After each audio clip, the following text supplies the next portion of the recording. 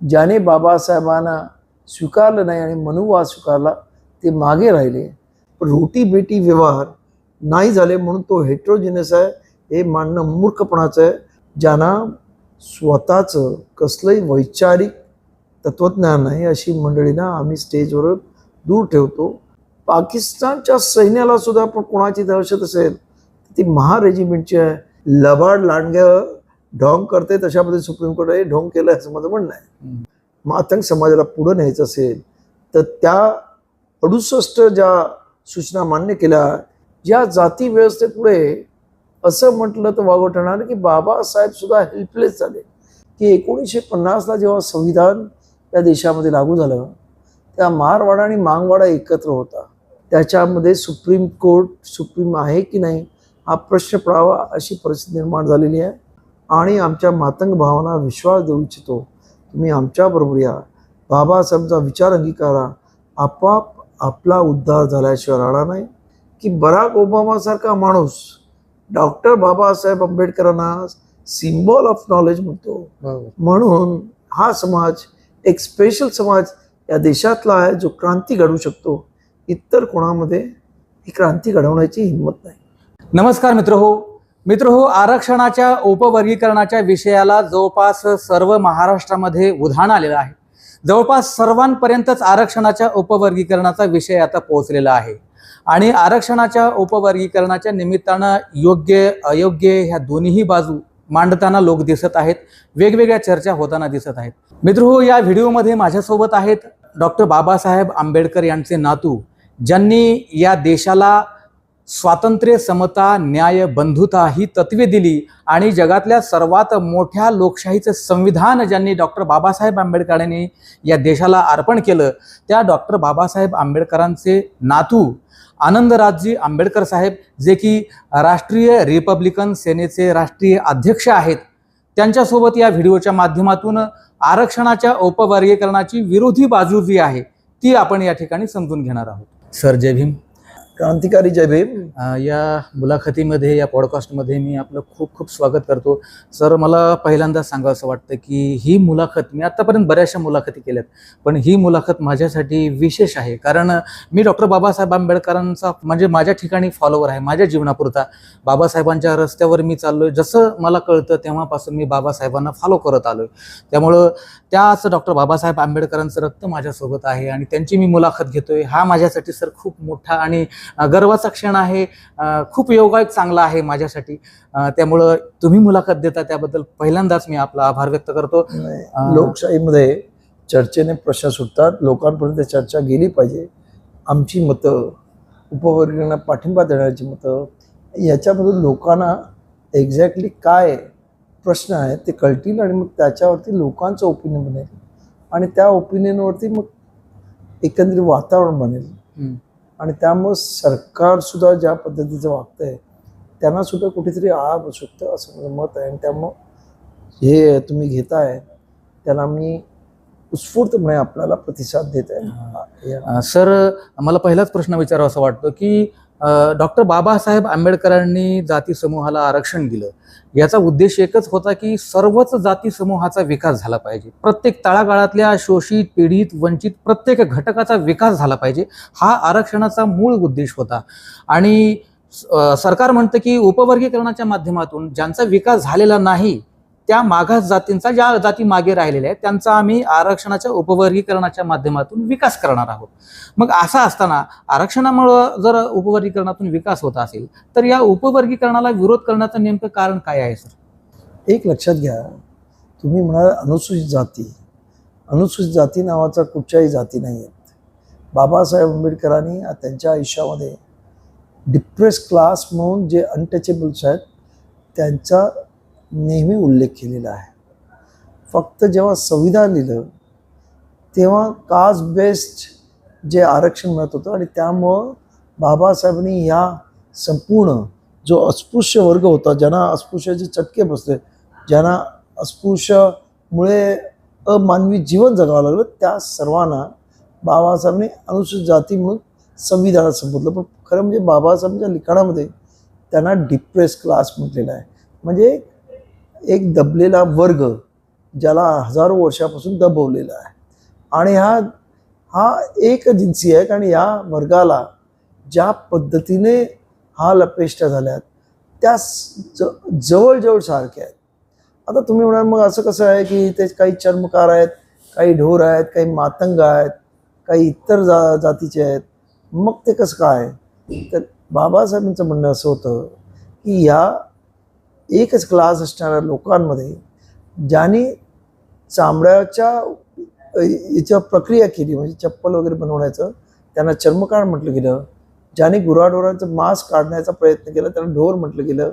अशाच पद्धतीने किंवा इतर ज्या वाल्मिकी वगैरे जाती आहेत ज्याने घाणीची कामं करायचं, ते अशा पद्धतीचं विभाजन झालेलं आहे. पण तो संपूर्ण एकसंघ हा समाज आहे, तो अमानवीय पद्धतीने त्याला वागणूक देण्यात आलेली आहे. आणि त्यामुळं यांचे सर्वांचे सामाजिक आर्थिक हे प्रश्न एक आहेत. आणि त्यामुळं हा सर्व होमोजिनियस गट आहे. आणि त्यामुळे ह्या होमोजिनियस गटामध्ये असं उपवर्ग करणं बरोबर नाही, असं 2004ला EV चेन्नैया वर्सेस आंध्र प्रदेश असं सुप्रीम कोर्टामध्ये 5 जणांच्या बेंचने निकाल दिला. त्यानंतर देविंदर सिंग वर्सेस पंजाब गव्हर्नमेंट याच्यामध्ये पंजाब हायकोर्टाने सुद्धा हा निर्णय दिला की संपूर्ण एकच संघ आहेत, ते होमोजिनियस आहेत, त्यांच्यामध्ये असं उपवर्गीकरण केलं बरोबर नाही. आणि आज काही मंडळींना हाताशी घेऊन, म्हणजे खरं म्हणजे आज जवळजवळ 59 जाती एकत्र आहेत. त्याच्यातले 2-4% लोक जर सोडली तर सर्व 59च्या 59 जाती एकत्र आहेत. आणि त्यामुळं हे काय जे दाखवत आहेत की उपवर्गीकरण केल्यामुळं एखाद्या जातीचा प्रचंड मोठं म्हणजे जे बॅकवर्ड आहेत ते पुढे जातील वगैरे, हे खरं नाही. कारण पुढं जाण्यासाठी पहिल्यांदा बाबासाहेबांनी जो मंत्र दिला होता, शिका, संघटित व्हा आणि संघर्ष करा. आज ज्या मातंग समाजाचा हा प्रश्न आहे, तो मातंग समाज प्रचंड मोठ्या पद्धतीने अंधश्रद्धेत, अंधरूढीत आणि अज्ञानात खितपत पडलेला आहे. कारण म्हणजे आपण जर लक्षात घेतलं की 1950ला जेव्हा संविधान या देशामध्ये लागू झालं, त्या मारवाडा आणि मांगवाडा एकत्र होता. आणि त्यामुळं दोघांची परिस्थिती त्याच हलाख्याची होती. एकत्र बसून जे काही मिळेल उष्टावळ्या त्या एकत्र मिळून खायच्या आणि ही मंडळी जगलेली आहेत. परंतु महार समाजाने बाबासाहेब आंबेडकरांना आपला आयडॉल मानलं. त्यांनी सांगितलं शिका, संघटित व्हा, संघर्ष करा. या पद्धतीनं महार समाजाची मुलं उपाशी तापाशी राहून किंवा त्यांचे आई बाप अत्यंत कष्टमय जीवन जगून त्यांनी आपल्या मुलांना शिकवलं. त्याविरुद्ध मातंग समाजातल्या लोकांनी बाबासाहेबांना विरोध करून बाबासाहेबांच्या विचारावरती न जाता ज्या मनुवादी विचारसरणीचा त्याने अंगीकार केला आणि त्याने ज्या काही पूर्वीच्या रूढी परंपरा त्यांच्या जातीमध्ये होत्या त्या पुढे नेल्या. आणि त्यामुळं शिक्षणामधून त्यांचं दुर्लक्ष झालं आणि शिकले नसल्यामुळं त्यांना नोकऱ्या आणि इतर बाबतीत ते त्यांना मिळू शकल्या नाहीत.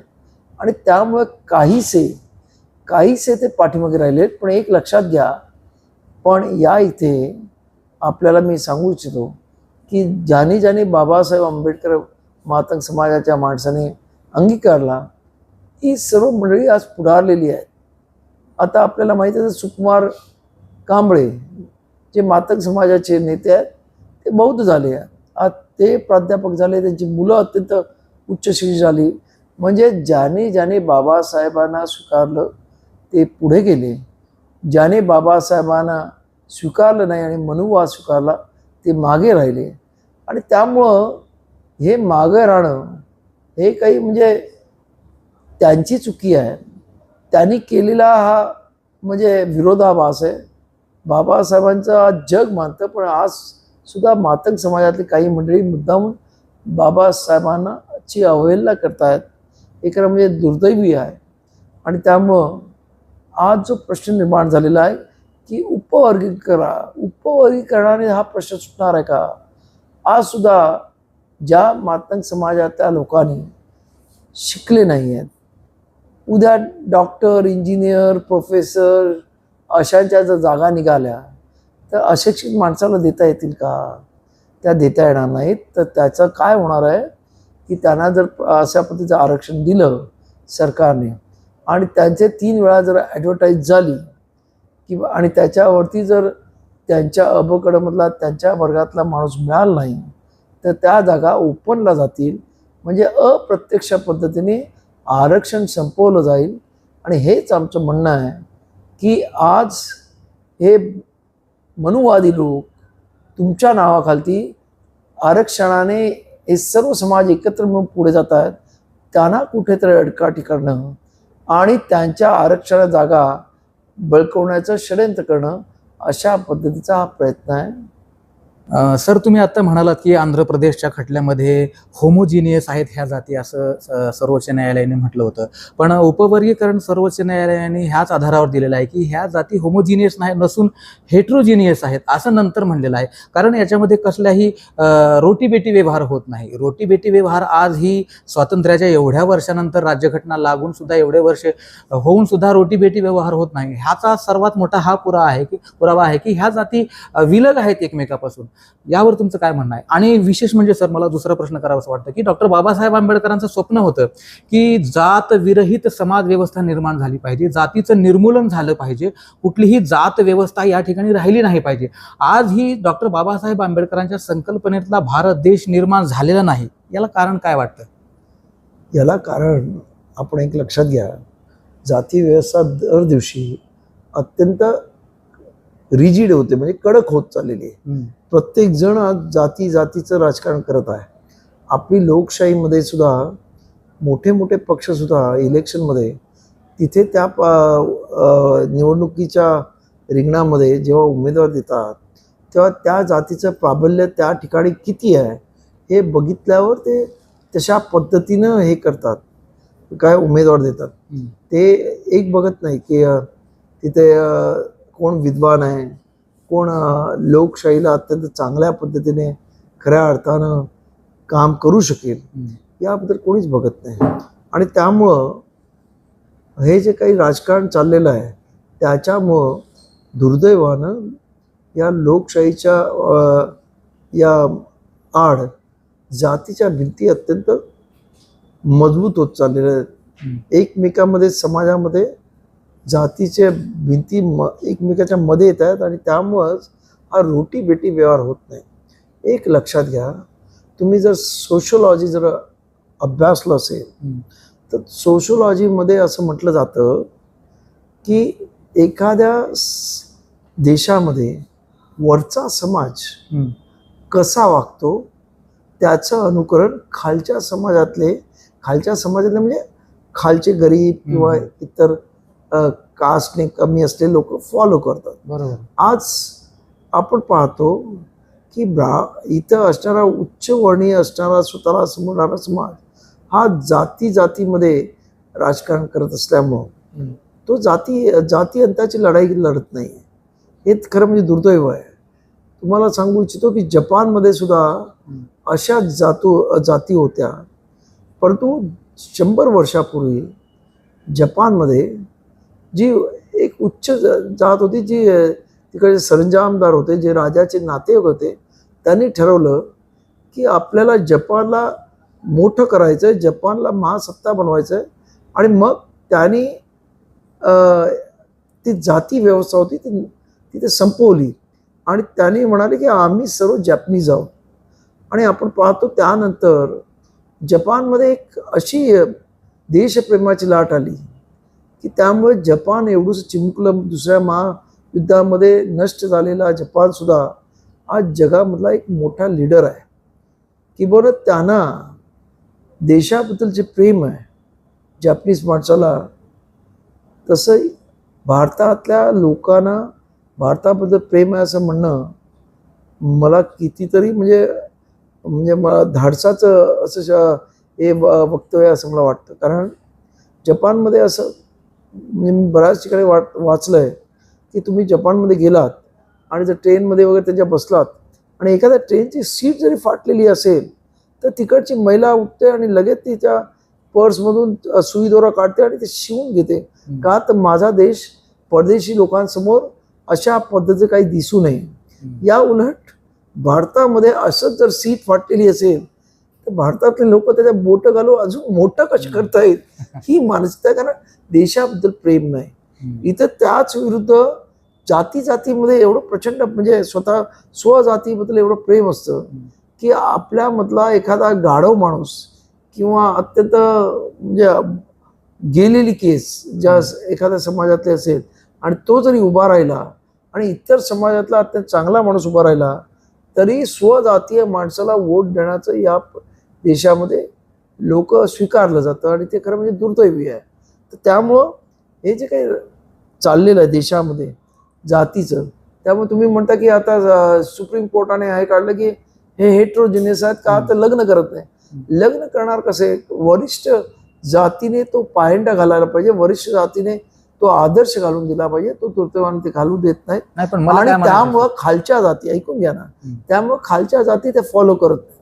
आता एक लक्षात घ्या, बाबासाहेबांनी बरेच प्रयत्न केले, जाती व्यवस्था नष्ट करण्याचे प्रयत्न केले. हिंदू धर्माला किंबहुना बाबासाहेबांनी हिंदू धर्माला सुधारवण्याचे पण प्रयत्न केले आणि शेवटी बाबासाहेबांच्या लक्षात आलं की हा हिंदू धर्म सुधारण्या पलीकडे गेलाय. तेव्हा येवला मुकामी 14 ऑक्टोबर 1935 त्यांनी घोषणा केली की मी या धर्मात जन्म आलो परंतु या धर्मात मरणार नाही. आणि त्यानंतर 21 वर्ष त्याने वेगवेगळ्या या जगातल्या धर्मांचा अभ्यास केला आणि शेवटी समता, मानवता, प्रज्ञाशील, करुणा याच्यावर असणारा बौद्ध धर्म स्वीकारला. तर त्यामुळं या जाती व्यवस्थेपुढे असं म्हटलं तर वागवं ठरणार की बाबासाहेब सुद्धा हेल्पलेस झाले. कारण एवढी रिजिड जाती व्यवस्था आणि इथे त्याला पोषण करणाऱ्या वरिष्ठ जाती, यामुळे या जाती व्यवस्था नष्ट होत नाही. आणि त्यामुळं वरिष्ठ जाती वरच्या लेवलला जाती व्यवस्था नष्ट एवढंच काय, त्यांच्यामध्ये असणारे कोकणी ब्राह्मण, चित्पावन ब्राह्मण, इतर यजुर्वेदी ब्राह्मण असे अनेक ब्राह्मणांमध्ये पण प्रकार आहेत. त्यांच्यामध्ये सुद्धा आपसामध्ये लग्न होत नाही ही परिस्थिती. तेव्हा त्यांचा आदर्श घेऊन खालच्या जाती नांदत आहेत आणि त्याचा परिणाम म्हणून की आज जे काही रोटी बेटी व्यवहार जेवढ्या पद्धतीने व्हायला पाहिजे तेवढ्या पद्धती होत नाही. परंतु असं नाही, मातंगांबरोबर अनेक बौद्ध समाजातल्या मुलांचं मुलींचं लग्न झालेलं मी पाहिलेलं आहे. आमच्या कार्यकर्त्यांची लग्न झालेली आहेत. त्या फक्त तेवढंच आहे की बाबासाहेबांची जी अपेक्षा होती तेवढ्या पद्धतीत झालेलं नाही, हे सत्य आहे आणि ते मान्य. सर, तुम्ही म्हणालात की आता उच्चवर्णीय लोकांनी अगोदर रोटी बेटी व्यवहाराची सुरुवात केली पाहिजे, पण मला वाटतं की उच्चवर्णीय लोक हे सुरू करणारच नाहीत. कारण धर्मातल्या जातीप्रथेमुळे त्यांचं उच्च स्थान टिकून आहे, ते स्थान त्यांचं खाली आणणारच नाहीत. कमीत कमी मला वाटतं की SC कॅटेगरीमधल्या लोकांनी तर कमीत कमी रोटी बेटी व्यवहार एकमेकांमध्ये सुरू करायला पाहिजे. त्याच्यासाठी आता रोटी बेटी व्यवहार नाही, SC वर्गामध्ये मंडळी आज जी प्रगत झालेली आहे, शिकलेली आहे, सुशिक्षित झालेली आहे, त्यांनी तो रोटी बेटी व्यवहार केव्हा चालू केला आहे. आज अनेक म्हणजे सुना या ब्राह्मणाच्या पोरी आहेत. अनेक ठिकाणी अशा पद्धतीने झालेलं आहे. तर आमच्या बौद्ध समाजाच्या मुली पण इतर मराठा इतर समाजामध्ये गेलेल्या आहेत. जेव्हा तुम्ही शिकता, तुमचं अज्ञान दूर होतं, तेव्हा तुमचा विचार प्रगल्भ होतात आणि जेव्हा विचार प्रगल्भ होतात तेव्हा तुम्ही असं करू शकता. आज दुर्दैवानं हे दोन्ही समाजाचे तेवढ्या मोठ्या पद्धतीने आणि खास करून मातंग समाजाचे तेवढ्या मोठ्या पद्धतीने अज्ञान असल्यामुळे विचार प्रकल्प झाले नाहीत. बरोबर. आणि त्यामुळं त्या पद्धतीचे रोटी बेटी व्यवहार होत नाही. पण रोटी बेटी व्यवहार नाही झाले म्हणून तो हेट्रोजिनियस आहे हे मानणं मूर्खपणाचं आहे. मग अख्खा देश हेट्रोजिनियस आहे म्हणजे एक संघ नाही असं सुप्रीम कोर्टाला म्हणायचं का किंवा तुम्हाला म्हणायचं का? नाही ना, हा देश एकसंघ आहे. आपण सर्व भारतीय आहोत असं म्हणतो ना आपण. हे जे काही लबाड लांडग्या ढोंग करते तशामध्ये सुप्रीम कोर्टाने ढोंग केलं असं माझं म्हणणं आहे. सर, महाराष्ट्र शासनानं जवळपास आता डिक्लेअर केलेलं आहे, देवेंद्र फडणवीस यांनी म्हणलेलं आहे की येणाऱ्या 2-3 महिन्यामध्ये आम्ही उपवर्गीकरण करणार आहोत.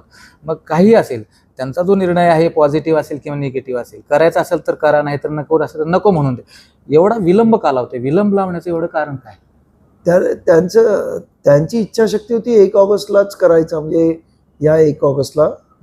परंतु ज्या पद्धतीनं आम्ही 59 जातींना एकत्र केलं आणि त्यामुळं जे प्रचंड महाराष्ट्रभर एक वादळ उठलेलं आहे आणि प्रचंड असे मोर्चे आतापर्यंत मी म्हणजे परभणी असेल, मुंबई असेल, त्या आजचा नांदेडचा मोर्चा असेल, कालचा पुण्याचा असेल किंवा सोलापूर, बुलढाणा, धाराशिव असे वेगवेगळे मोर्चे झाले, जालना, त्याच्यामध्ये जो प्रचंड जन आक्रोश आपण पाहिला सरकारनं, त्यामुळं कुठेतरी मला असं वाटतं की सरकार बॅकफूटवर गेलेली आहे आणि आता तर केंद्र सरकारसुद्धा बॅकफूटवर गेली असं माझं म्हणणं आहे.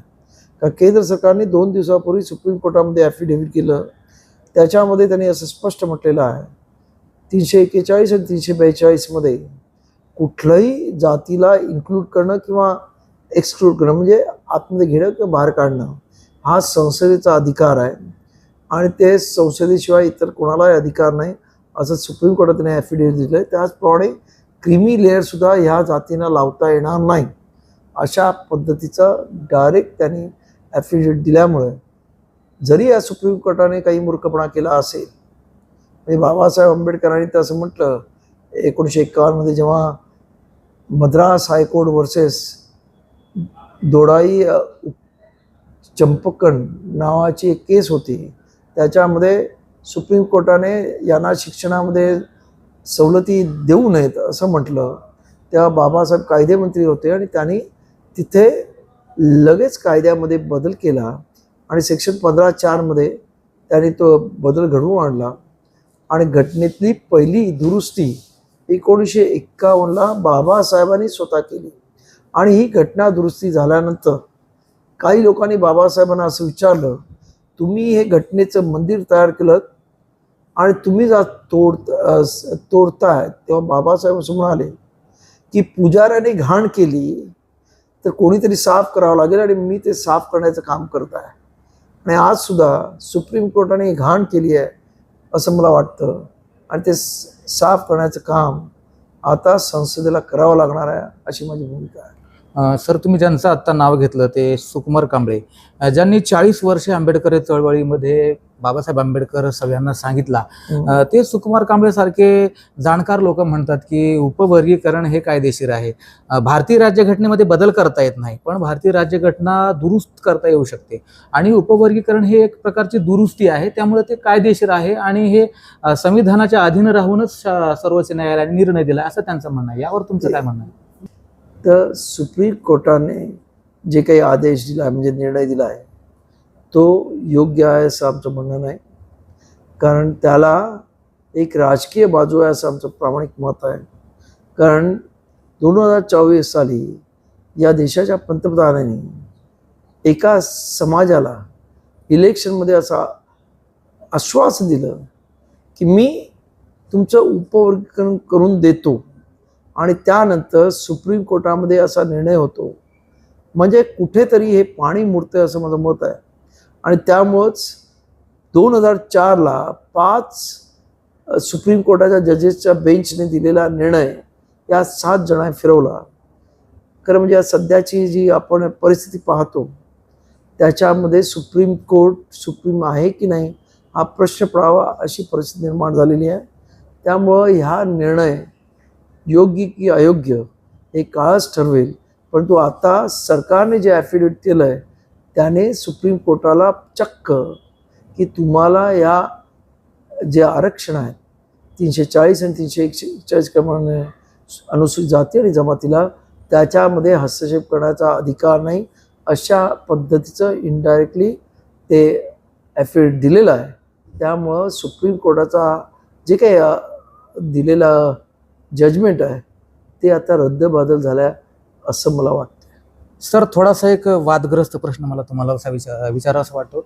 सर, मातंग समाज आंबेडकरी चळवळीमध्ये अगोदरपासूनच आहे, ठीक आहे, त्यांचं प्रमाण कमी असेल नवबौद्धांच्या तुलनेमध्ये, पण तो समाज आंबेडकरी चळवळीमध्ये अगोदरपासूनच आहे. मग मातंग समाजाने केवळ उपवर्गीकरणाची मागणी केली म्हणून तो समाज आंबेडकरी चळवळीला बैमान कसा झाला किंवा तो बाबासाहेबांना बैमान कसा होऊ शकतो? कारण हे आरोप नवबौद्ध बांधवाकडून मातंग समाजावर होत आहेत. हे कोणी आरोप करत नाही. आज आपण जर बघितलं असेल तर आम्ही सुरुवातीपासून असं म्हटलं मातंग आमचे बंधू आहेत आणि बाबासाहेबांच्या नामांतराच्या लढ्यामध्ये पोचराम कांबळेसारखा मातंग समाजाचा तरुण जय भीम करत शहीद होतो, त्याला आंबेडकरी अनुयायी आजसुद्धा सॅल्यूट करतात. त्याचं जे हे आहे, त्याने जी शहादत दिली त्याबद्दल सतत ऋणी असतात. ही जी काही माणसं आहेत, बाबासाहेब गोखले हा एक RSSचा माणूस होता. त्याने ही सुरुवात केली त्या जमान्यामध्ये. आता तो वारला आणि त्याने ही कीड मातंग समाजामध्ये निर्माण केली आणि त्याचे नंतर काही जे काही नंतरचे फॉलोवर्स आहेत त्याने त्याच्यामध्ये अजून म्हणजे आगीमध्ये अजून तेल ओतण्याचा प्रयत्न केला आणि त्याच्यामध्ये आपण पाहत असाल की त्याच्यामधल्या काही जणांनी आपली पोळी भाजून घेतलेली आहे. कारण त्यांनी काही जण आमदार झालेले आहेत, काही जण त्यांना इतर महामंडळ मिळालेली आहेत. स्वतःच्या वैयक्तिक फायद्यासाठी समाजाचं नुकसान करणाऱ्या टोळ्या या महाराष्ट्रामध्ये निर्माण झाल्यात. त्या आमच्यामध्ये पण आहेत, त्यांच्यामध्ये पण आहेत. आज आमच्यामधले पण काही लोक असेच टोळ्यानं मातंग समाजाला अत्यंत खालच्या पद्धतीनं बोलतात आणि मातंग समाजाचे काही टोळीबाज आणि धंदेवाईक लोक आंबेडकरी समाजाला आणि बाबासाहेबांना नको त्या पद्धतीने बोलतात आणि तो वाद वाढवण्याचा प्रयत्न करतात. जो मनुवाद्यांचं एक षडयंत्र आहे की मनुवाद्यांना हे पाहिजे की जातीमध्ये वाद कसे निर्माण होते आणि जेणेकरून आपण असणारे 3.5% लोक या देशामध्ये आणि या राज्यामध्ये अत्यंत चांगल्या पद्धतीने राज्य कसे करू यासाठी चाललेले प्रयत्न आहेत. आपण पाहिलं असेल की हिंदू मुस्लिम वाद तर अख्ख्या देशभर लावला या मंडळीने. त्यानंतर महाराष्ट्रामध्ये कुणबी मराठा वाद लावला. त्यानंतर धनगर आणि आदिवासी वाद लावला आणि आज शेड्यूल कास्टमध्ये वाद लावण्याचा प्रयत्न करतोय. पण जे लोक प्रज्ञावान आहेत, जे लोक सुशिक्षित आहेत, ज्यांना यांचं कपट कारस्थानं कळत आहेत, ती सर्व मंडळी याच्यापासून कोसो दूर आहेत आणि ते दोन्ही समाजाला एक संघ कशी राहता येईल यासाठी प्रयत्न करतोय. आणि त्याचाच भाग म्हणून आमच्या ज्या मीटिंग होतात त्याच्यामध्ये कुठेही आमच्या इथून जे काही फालतू बडबडणारे, मी हा शब्द मुद्दाम फालतू बडबडणारे आहेत, ज्यांना स्वतःचं कसलंही वैचारिक तत्त्वज्ञान नाही, अशी मंडळींना आम्ही स्टेजवर दूर ठेवतो आणि आमच्या मातंग भावांना विश्वास देऊ इच्छितो. तुम्ही आमच्याबरोबर या, बाबासाहेबांचा विचार अंगीकारा. आपोआप आपला उद्धार झाल्याशिवाय राहणार नाही. आज देशाचा उद्धार बाबासाहेब संविधानाने झाला, तुमचा उद्धारसुद्धा बाबासाहेबांच्या विचाराने होईल अशी माझी अटकळ आहे. सर, उपवर्गीकरणाच्या लढ्यामधून असा एक सूर उमटतोय की नवबौद्ध समाज हा भारत देशामधला पॉवरफुल समाज आहे.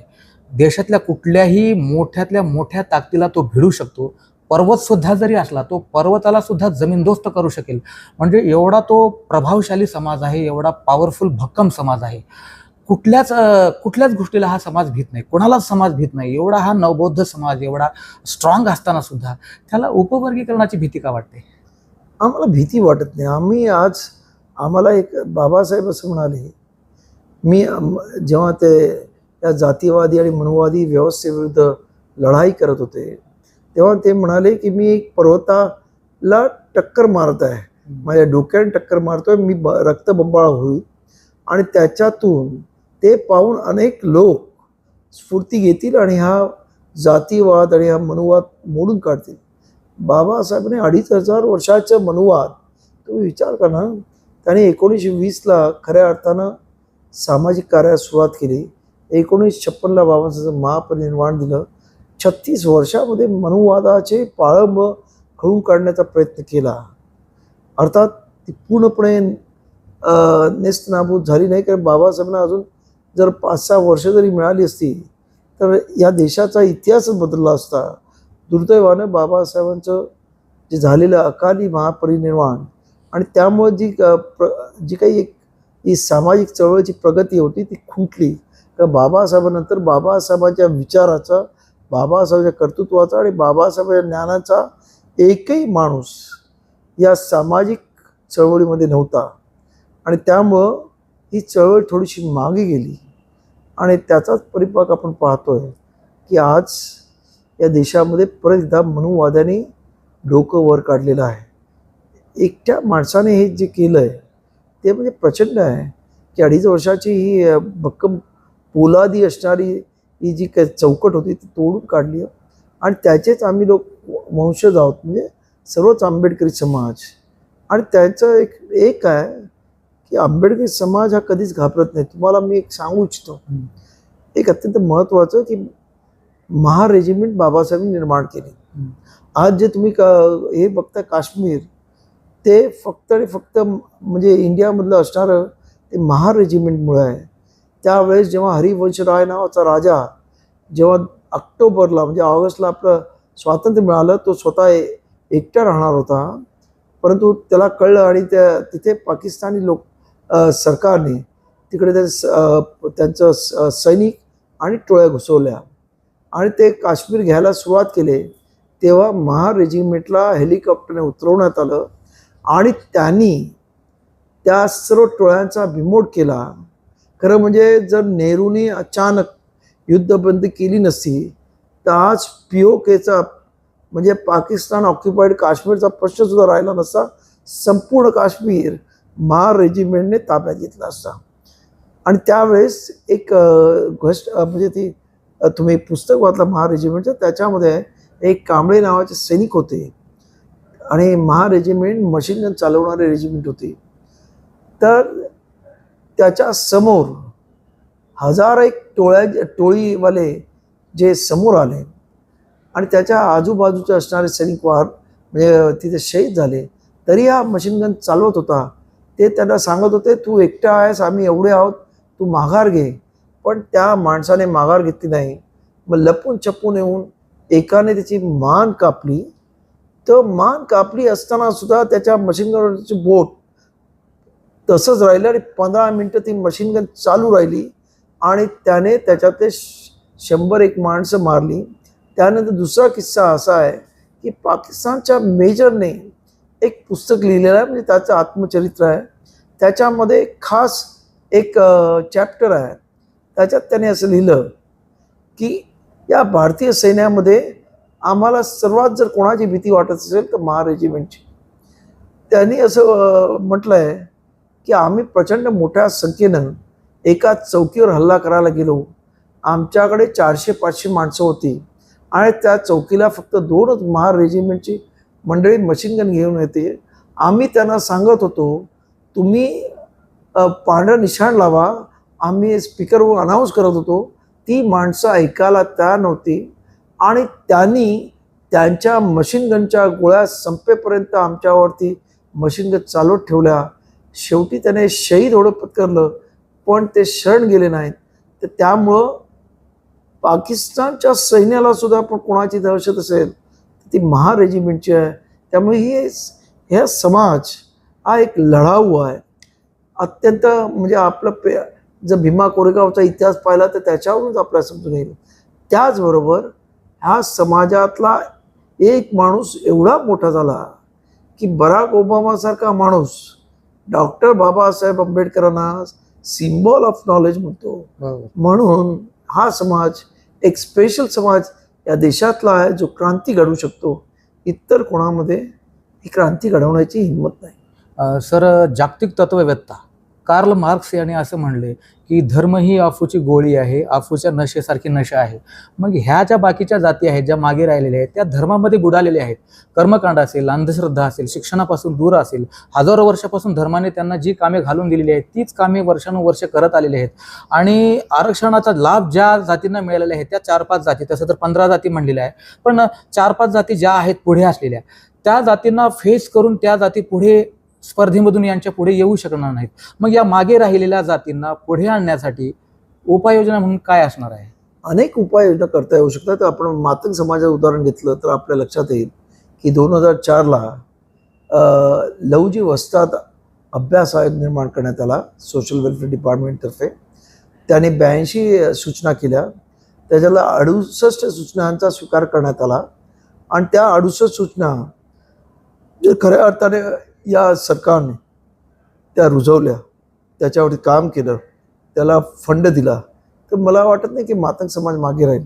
त्यांच्या मुलांसाठी शिक्षणासाठी खास शाळा, कॉलेजेस, नंतर हॉस्टेल्स, त्यांना जमीन नाही म्हणून गायरान जमिनी त्यांना घरकुलं, असे बऱ्याच त्याच्यामध्ये सूचना आहेत. परंतु आत्तापर्यंत 2008ला म्हणजे पास झालेला तत्कालीन सरकारचा अहवालावर आजही एक पैसा खर्च करण्यात आला नाही. दुर्दैवानं त्याच्यावरती मातंग समाजातला कुठलाही नेता बोलत नाही. हे खरं दुर्दैव आहे.